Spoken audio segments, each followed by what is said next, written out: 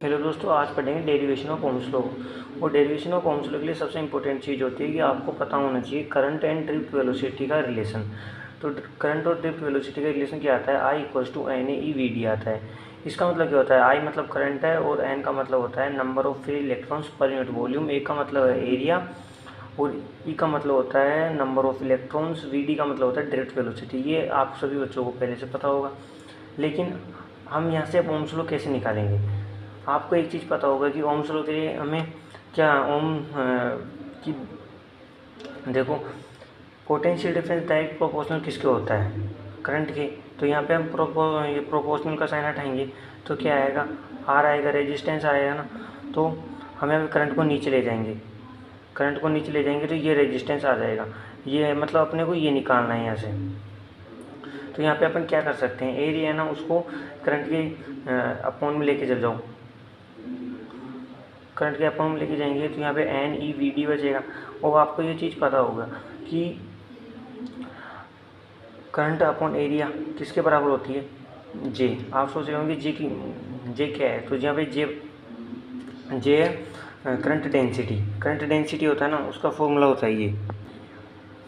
तो यहाँ पे इसकी जगह हम जे लिख सकते हैं, तो इसकी जगह अपन जे लिख देंगे और ये एन ई वी डी आ जाएगा। तो आपको पता है कि ड्रिफ्ट वेलोसिटी का फॉर्मूला क्या आया था हमारे पास में? वी डी इक्वल्स टू क्या आया था? ई टाउ बार अपॉन एम आया था। इसका मतलब क्या है? इसका मतलब है मास ऑफ इलेक्ट्रॉन्स। ई का मतलब होता है इलेक्ट्रिक फील्ड और टी टाउ बार का मतलब रिलैक्सेशन, मीन रिलैक्सेशन टाइम होता है ना। तो ये वैल्यू आई थी, तो इसको अपन इस वी डी में पुट कर देंगे। तो वीडियो देखिए, पुट करने के बाद में क्या आता है अपने पास में equals to tau bar upon M, और एन यहाँ पे था ना, तो इसको इधर लगा दो तो वही बात होती है। इसको इससे मल्टीप्लाई कर देंगे, एन ई स्क्वायर ई टाउ बार अपॉन एम आ जाएगा। ये आ गया। तो आपको पता होगा कि कंडक्टिविटी का फॉर्मूला क्या होता है? कंडक्टिविटी को डिनोट इससे करते हैं। उसका फॉर्मूला क्या होता है? ई स्क्वायर एन टाउ बार अपॉन एम होता है ना। तो यहाँ पे लिख भी दो कंडक्टिविटी, क्योंकि अगर आप बोर्ड एग्जाम में ऐसे लिखोगे ना बगल में कि कंडक्टिविटी क्या हो, ये कंडक्टिविटी है, ये रेजिस्टेंस है, तो इसका क्या है, बोर्ड में ना एक्स्ट्रा नंबर मार्क्स मिलते हैं इस चीज़ के। तो यहाँ से अब अपन आगे पढ़ेंगे।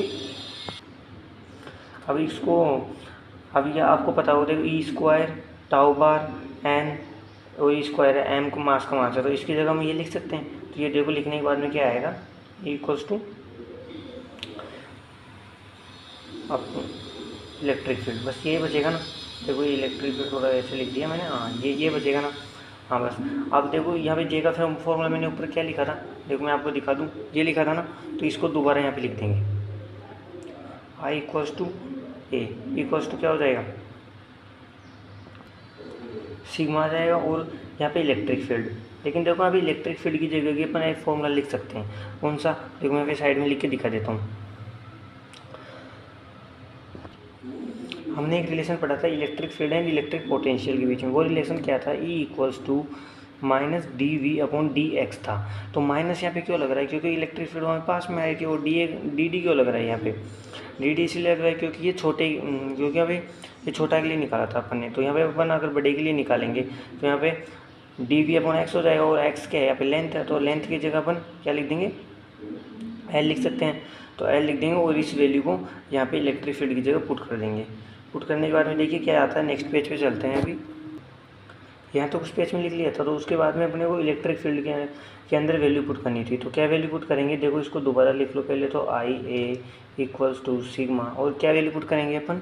यहाँ पे वी अपॉन एल पुट करेंगे। तो अपने को लाना क्या है यहाँ पे? लाना क्या है? देखो मैंने आपको बोला था कि यहाँ पे रेजिस्टेंस मतलब V equals to R T लाना है ना। तो यहाँ पे क्या करेंगे? क्रॉस मल्टीप्लाई कर दो पहले तो इसको क्रॉस मल्टीप्लाई करेंगे तो आई एल हो जाएगा। आई एल हो गया ना, तो यहाँ पे ए सिग्मा वी हो जाएगा। अब ए सिग्मा वी हो गया ना, तो यहाँ पे अपन अब क्या कर सकते हैं? यहाँ पे देखो वी को सेपरेट कर लो और सबको नीचे भेज दो, इसके अपॉन में भेज देंगे आई एल के। तो ये हो गया। तो आपको एक चीज़ पता होगी, वन अपॉन सिग्मा मतलब ये वन अपॉन सिग्मा किसके इक्वल होता है? ये रेसिस्टिविटी के इक्वल होता है। रेसिस्टिविटी को हम इससे लिखते हैं रो से, और ये क्या हो जाएगा? रेसिस्टिविटी हो जाएगा। तो बस यहाँ पे अब हम इसकी जगह रेसिस्टिविटी लिख सकते हैं। देखो यहाँ पे 1 मान सकते हैं ना, यहाँ पे 1 मान सकते हैं ना, तो इसीलिए बस। तो यहाँ पे इसकी वैल्यू पुट कर देंगे, तो इसकी वैल्यू पुट करने के बाद में अपने को क्या मिल जाएगा,